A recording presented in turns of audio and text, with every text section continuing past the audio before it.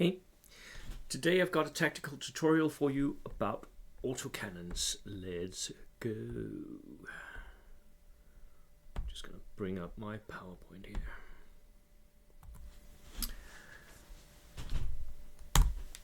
The caveat for me is that it's still early days. I'm still figuring out the E3. I'm going to go to my second major tournament this weekend, where this, like, for you, that will be last weekend. I was there.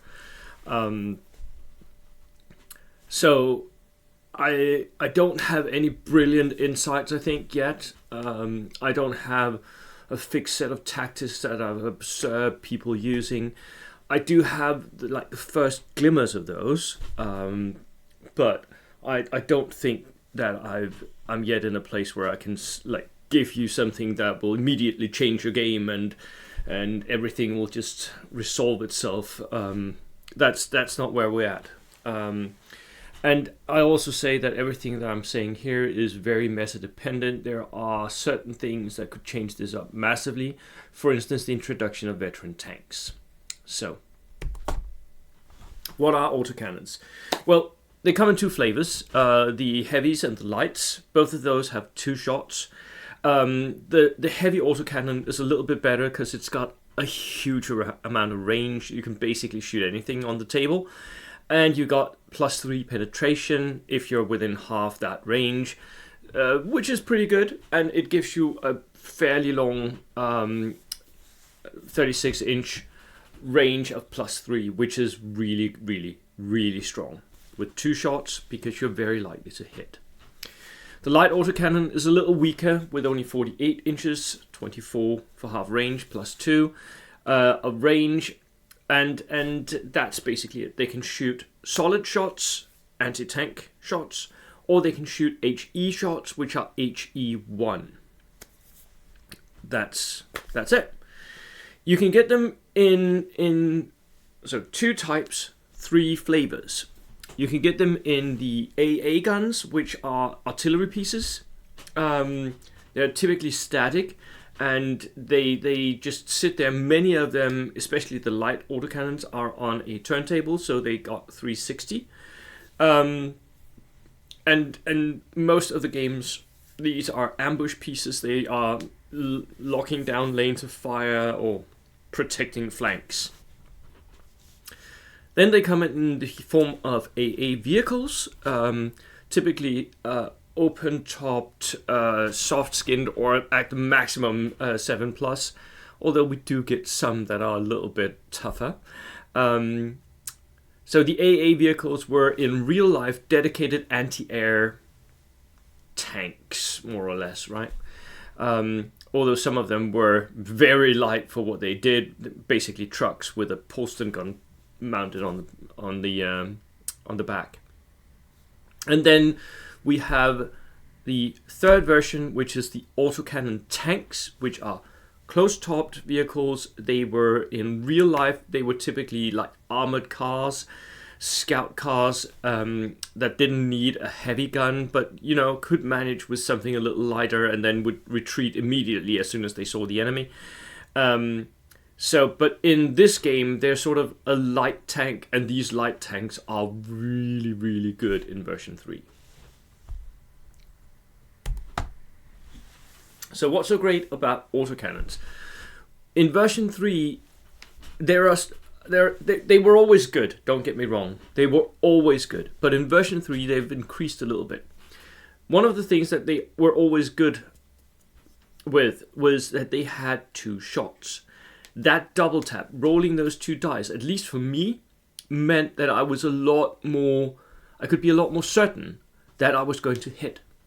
So the effect is a lot more certain than the binary outcome of a single dice, right? 50-50, do I hit? Plunk. No, I missed, right? But here you're rolling 2 dice, and it's both of them 50-50, so it's almost 75%, right? My math is not good, but it should be in that range. I know it's not perfect, but so that double tap, it guarantees, or it almost guarantees you to get a lot more hits, which is really good. You want to be able to calculate how much damage, how much impact your shots are going to have. They also have quite a lot of reach. Reach in version 3 is key, right? Because of the new way the shooting works, then the reach is actually very, very important. And having that ability to sit in your own back line and reach the enemy's deployment zone is really, really key. Then they can pin almost everything. And I say almost because the only thing that can't be pinned by an autocannon is veteran tanks. Everything else can. And that ability to influence almost everything in the game is also really, really strong. Because for most infantry, you're not able to influence tanks, right? You're not able to use your small arms to damage that Sherman. But with an autocannon, you can deliver pins to the Sherman.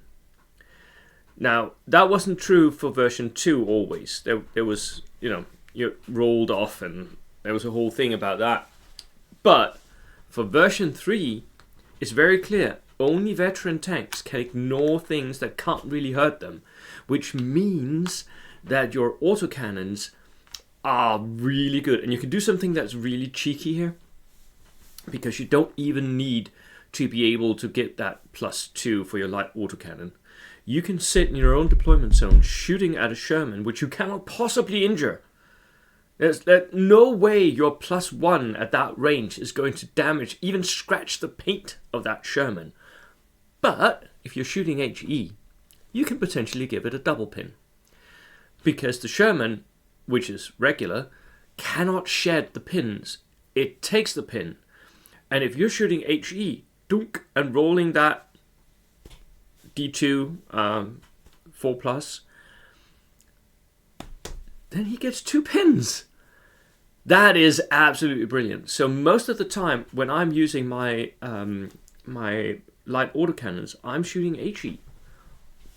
Almost all the time I'm shooting HE. It's only when I get up into very close range that I'll switch to penetrating shots in the hope of actually damaging whatever tank I'm shooting at. So I do have the pen value, and that pen value goes up 1 more point if I'm at point blank range. So this is one of the detriments of having stationary autocannons, because that can't move into point blank range, and you're most likely not seeing anything move into point blank range that can actually be damaged by them. So, but if you've got them on a vehicle, then you can move into point blank range. And if you got them on a recce vehicle, then you're not actually threatened by the retaliation fire, because you can just recce away. Brilliant. Oh, and by the way, HE1 for double potential pins, maybe not winning you any friends, but totally legal according to the rules. And remember that +1 penetration at point blank range. I missed it the first read through of the rules, I have to admit it.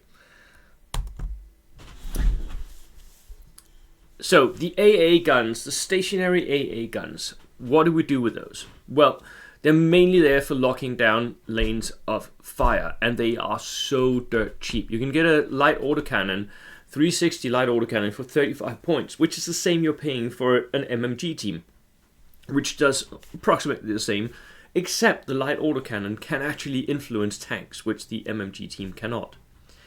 So in some respects, the autocannon is better than the MMG team, which, interesting, isn't it? It is a little bit more vulnerable. Typically, they've only got 2-man crews, I believe, but not that much more vulnerable. You can pay 50 points for a heavy, although I don't think you should. I don't see any point in upgrading a stationary AA gun to a heavy, unless we're talking about something a little bit different. And I'll get to that in a minute. Most of the time, for a single AA gun, I would keep the points low. I would use it to lock down lanes of fire for 35 points. That is pretty cheap, locking down one flank and saying, okay, whatever moves in here is going to get at least a pin. Most likely is going to take some damage. You can upgrade these to a, if you're playing Germans, and the new Germany Armies of Germany book is out. I just read my copy, and this is absolutely doable. So you can upgrade it to a flak zwilling or drilling, or I can't remember what the feeling. So you can upgrade your AA gun by adding more Polston guns to it. In version 2, I saw the flak zwilling being used quite a lot when it was possible, and very well by some of the competitive players here in Denmark. And it was really great at locking down lanes of fire, because 4 shots going down range plus 3 plus 2, that was enough to kill Stuarts, which was the main tank of version 2, right? So those Zwillings were the perfect answer to the Stuart spam of V2. Now we shall see whether or not they're even necessary. We don't know yet, but we shall see. What you typically want to do with these AA guns is to put them on ambush using HE and very early in the turn. You can actually keep them on ambush from turn to turn if you want to. I typically like to have my dice in a bag for other reasons, but you can keep them on ambush. But at least go early in the turn, put them on ambush, use HE. Why? Because HE can influence everything. And as I said before, tanks, unless the enemy is bringing a heavy tank, you're not going to use that penetration most of the time. You'll use the HE, which can also influence infantry. That is what you want to have loaded up. Do you ever switch to AT? I don't think I ever would. Most of the time, I don't think it's worth it, unless someone drives a soft-skinned vehicle or something like within 24 of you. Then you might want to switch to AT just to get that penetrating hit that kills that vehicle. So what are the benefits? They are cheap. Are they effective? Maybe. They're for me about as effective as an MMG team,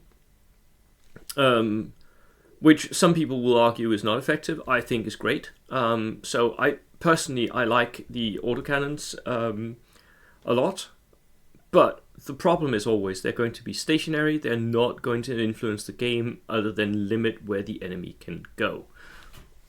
Which can be great on its own. What about the AA cars? Like, these are typically open-topped. They can be soft-skinned. So, like, there are 2 types. There are the soft-skinned and there's the open-topped armored type. So the open-topped armored type is something like your Nimrods, your Crusader AAs, your Wirbelwinds. These are expensive. They are armored, but they are weak in some respects because of that open-topped. So they can be very weak to that lucky light mortar that pops it straight down the hatch, or an assault that will kill you if you get any damage because you're open-topped, right? So the open-topped armored AA cars should stay way in the back line and should not move up into the point-blank range where, they become even more effective, but they are really in danger of all these things. Maybe late game, you can move them up a bit, maybe, but most of the time you should stay at range. First time I used my Crusader AA, it got charged by Polish cavalry and just wiped off the board. It had 1 shot, didn't kill anything. So keep it back, right? The soft skins have the same potential weaknesses. They're very brittle. They're like things like portee trucks, right? Where you strap an autocannon on the back of a truck. They are very cheap, so they're much cheaper than the AA cars, the heavy armored AA cars, and they are just as maneuverable, but they're much more brittle. Both of these are backline huggers. They need to stay at range, and they need to pull down shots at range. Most of them don't have recce, which is their main worry, because they can't move away from things that threaten them.